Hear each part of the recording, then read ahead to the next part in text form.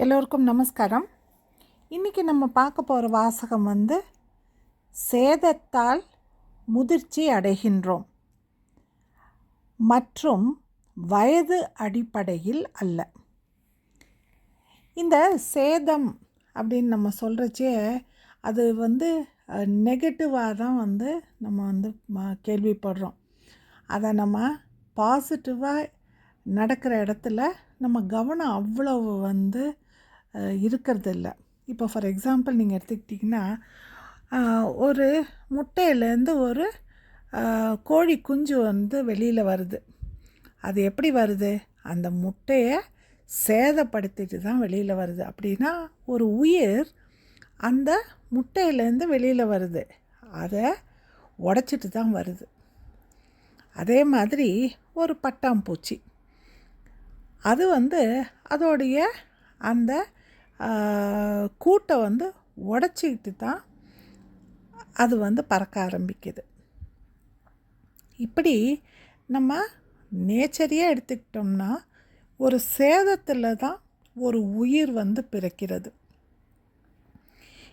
இந்த பாசிட்டிவான ஒரு நிலைமையில் தான் நம்ம இப்போ இந்த மனமுதிர்ச்சி அப்படின்னு நம்ம சொல்கிறோம் இல்லையா, மெச்சூரிட்டி அப்படின்னு சொல்கிறோம் இல்லையா, அதையும் நம்ம பார்க்கணும். எப்படி?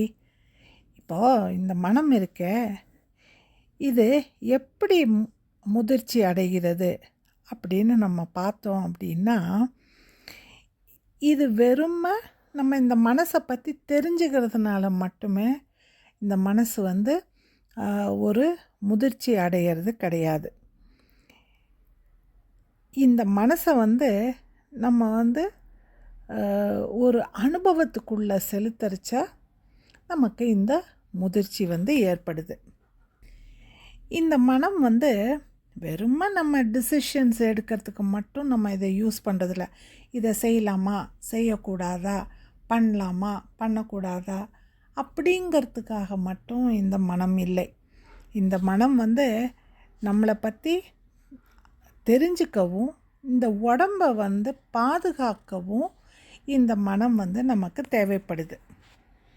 இந்த உடல் எப்படியோ அப்படி தான் மனமும். இது ரெண்டுத்துக்கும் நிறைய சிமிலாரிட்டிஸை நம்ம பார்க்கலாம்.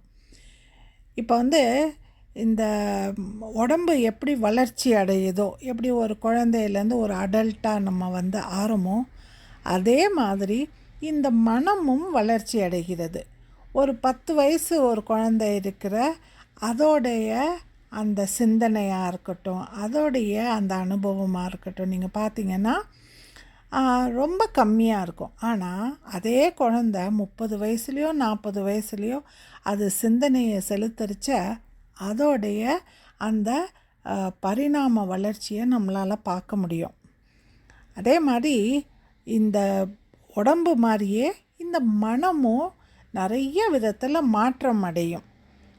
எப்படின்னா சில சமயம் அந்த ஸ்டைலில் அந்த மனதோட அந்த நிலைப்பாடு இருக்கு இல்லையா, அது வளர வளர அது அனுபவம் அடைய அடைய அது மாறிக்கிட்டே வரும். இப்போது எப்படி இந்த உடம்பு நோய்வாய்ப்படுதோ, எப்படி ஒரு இன்ஃபெக்ஷன் ஆகுதோ, அதே மாதிரி மனசுக்கும் சில சமயம் இன்ஃபெக்ஷன் ஆகுது. எப்படின்னா ஒரு தகாத ஒரு விஷயத்தை அனுபவிக்கிறச்ச, இல்லை தகாத ஒரு வார்த்தை யாராவது சொல்கிறச்ச, இல்லை ஒரு தவறான ஒரு புத்தகத்தையோ ஒரு வீடியோவோ பார்க்குறச்ச இந்த மனசும் கெட்டுப்போகுது. இந்த மனசும் ஒரு நோய்வாய்ப்படுது. அதனால தான் இப்போது ஃபிசிக்கல் ஹெல்த்துக்கு எவ்வளோ இம்பார்ட்டன்ஸ் கொடுக்குறோமோ அவ்வளவு இம்பார்ட்டன்ஸு இப்போ மென்டல் ஹெல்த்துக்கும் கொடுக்க ஆரம்பிச்சிட்டாங்க. ஏன்னா குழந்தைங்கள்லேருந்து பெரியவங்க வரலையும் நிறைய means and modes of communication இருக்குது இல்லையா. அதனால் பாதிக்கப்படுறதுனால இப்போ இதையும் நம்ம நிறையா பார்க்க ஆரம்பிச்சிருக்கோம். இந்த உடம்பு எப்படி சில தேவைகள் இருக்குது, சில சென்சிட்டிவிட்டிஸ் இருக்கோ, அதே மாதிரி மனசுக்கும் தேவைகள் இருக்குது. நீட்ஸ், வாண்ட்ஸ், டிசையர்ஸ், சென்சிட்டிவிட்டி எல்லாமே இந்த மனதுக்கும் இருக்குது. அதனால் உடல் மாற்றம் வந்து இயல்பு அப்படின்னு நம்ம சொன்னோன்னா, இந்த மனம் மாற்றமும் இயல்பே. மனம் எந்த விதத்துலேயும் உடம்புலேருந்து டிஃப்ரெண்ட் இல்லை அப்படிங்கிறதையும் நம்மளால் இங்கே பார்க்க முடியும். இப்போது உடம்புக்கு வந்து எப்படி வந்து ஒரு துன்பம் வருதோ மனதுக்கும் ஏற்படுதுன்னு நான் சொன்னேன் இல்லையா? இப்போது இந்த உடம்புக்கு வந்து துன்பம் வருது அப்படின்னா எப்படியெல்லாம் வருது?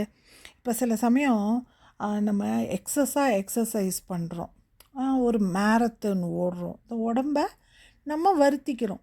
சில சமயம் நோய்வாய்ப்படுறோம், அதுலேருந்து நம்ம மீண்டு சர்ஜரி, அதுக்கப்புறம் வந்து மெடிக்கேஷன் அப்படின்னு இந்த உடம்பை நம்ம நிறைய விதத்தில் துன்பத்துக்கு ஆளாக்குறோம். ஆனால் இதெல்லாம் முடிஞ்சு நம்ம வெளியில் வரைச்ச இந்த உடம்புக்கு வந்து என்ன வருது அப்படின்னு பார்த்தா ஒரு ஸ்ட்ரென்த் ஒன்று வரும். They become very very healthy. இப்போது ஒரு மேரத்தான் ஓடுனவருக்கும் ஒரு வீட்லேயே உட்காந்துருக்கிற ஒருத்தரையும் நீங்கள் பார்த்தீங்கன்னா இது ஹெல்த்தியாக ஒரு ஸ்ட்ரென்த்தோட, ஃபிசிக்கல் ஸ்ட்ரென்த்தோடு இருக்கிறது யார் அப்படின்னு பார்த்தா இந்த உடலை வருத்தி அதுக்கு உண்டான பயிற்சி எடுத்திருக்காங்களே அவங்களுக்கு வருது இல்லையா? ஸோ இந்த உடம்பை துன்புறுத்தச்ச நமக்கு கிடைக்கிறது என்ன அப்படின்னு பார்த்திங்கன்னா ஒரு ஃபிசிக்கல் ஸ்ட்ரென்த். சில பேர் பார்த்திங்கன்னா லேபரராக இருப்பாங்க, ஆனால் அவங்களுக்கு வந்து அவ்வளோ வலிமை இருக்கும். ஏன் அப்படின்னா காலங்காலமாக அவங்க அந்த ஹார்ட் லேபர் அவங்க பண்ணுறதுனால தான். அதே மாதிரி இந்த மனம் இருக்கு இல்லையா, இதுக்கு அனுபவம் அப்படிங்கிற ஒரு வேதனையை அது அடையறிச்ச என்ன ஆகும் அப்படின்னா முதல்ல அது உடஞ்சி நொறுங்கி போயிடும். இதை தான் நம்ம டேமேஜுன்னு சொன்னோம்.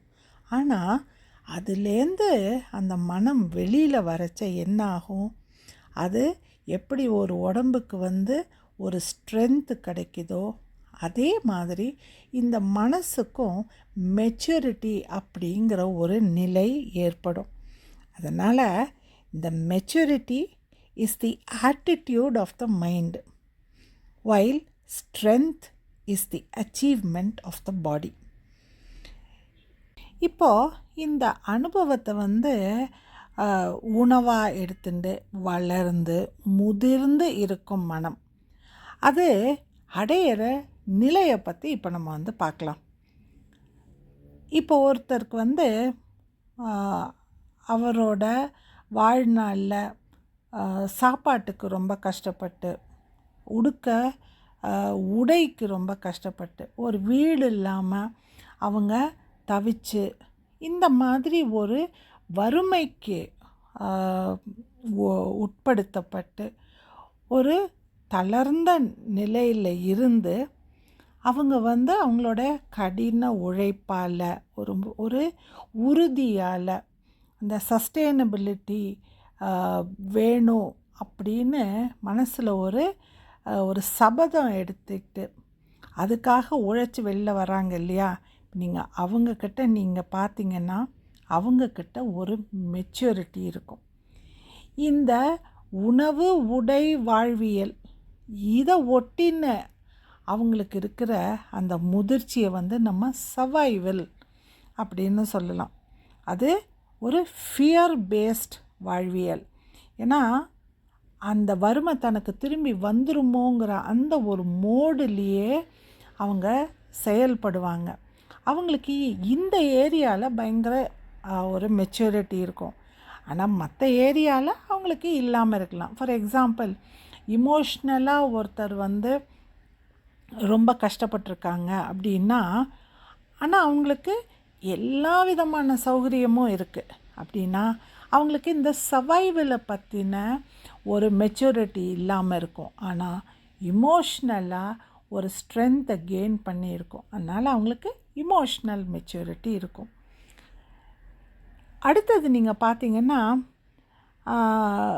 சில பேர் வந்து சில அசம்பாவிதத்தினால் ஒரு அஜாக்கிரதையினால் ஒரு ஆக்சிடெண்ட்டோ இல்லை ஒரு ராங் டயக்னோசிஸோ இல்லை வேறு ஏதாவது ஒரு விஷயத்தினாலோ அவங்க யாரையாவது இழந்தா இல்லை அவங்க யாரையாவது விட்டு பிரிஞ்சு இருக்க நேர்ந்தால் அவங்க அதில் ரொம்ப மன உளைச்சலுக்கு ஆகி ஒரு அனுபவம் இவ்வளவு அஜாக்கிரதையாக இருந்ததுக்கு ஒரு விலை கொடுத்து அதுலேருந்து அவங்க மீண்டு வர்ற அந்த அனுபவம் இருக்கும் இல்லையா, அப்படியாப்பட்டவங்களுக்கு ஒரு டியூட்டி பேஸ்டு மெச்சூரிட்டி இருக்கும்.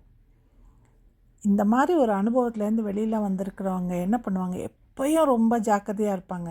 யாராவது ஏதாவது தலையை வலிக்குது காலை வலிக்குது ஏதோ ஒரு சின்ன விஷயம் சொன்னால் கூட உடனே அவங்க அடுத்தடுத்த ஸ்டெப்ஸுக்கு போக ஆரம்பிச்சிருவாங்க. இல்லை அவங்களுக்கு இந்த பழைய அனுபவத்தோட ஒரு அந்த ஞாபகங்கள் நினைவுகள் அவங்கள அடுத்த ஸ்டெப்ஸ் என்ன எடுக்கணும்னு அந்த ரெஸ்பான்ஸ் இருக்கும் இல்லையா, அது ரொம்ப ரொம்ப குவிக்காக இருக்கும். இது அவங்களுக்கு இந்த அனுபவத்தினால கிடைத்த ஒரு மெச்சூரிட்டி. நம்ம அடுத்த ஆக்ஷன் எடுக்கணும் அப்படின்னு அவங்க வர்ற ஒரு நிலைப்பாடு, அதை நம்ம டியூட்டி பேஸ்ட் மெச்சூரிட்டின்னு சொல்லலாம்.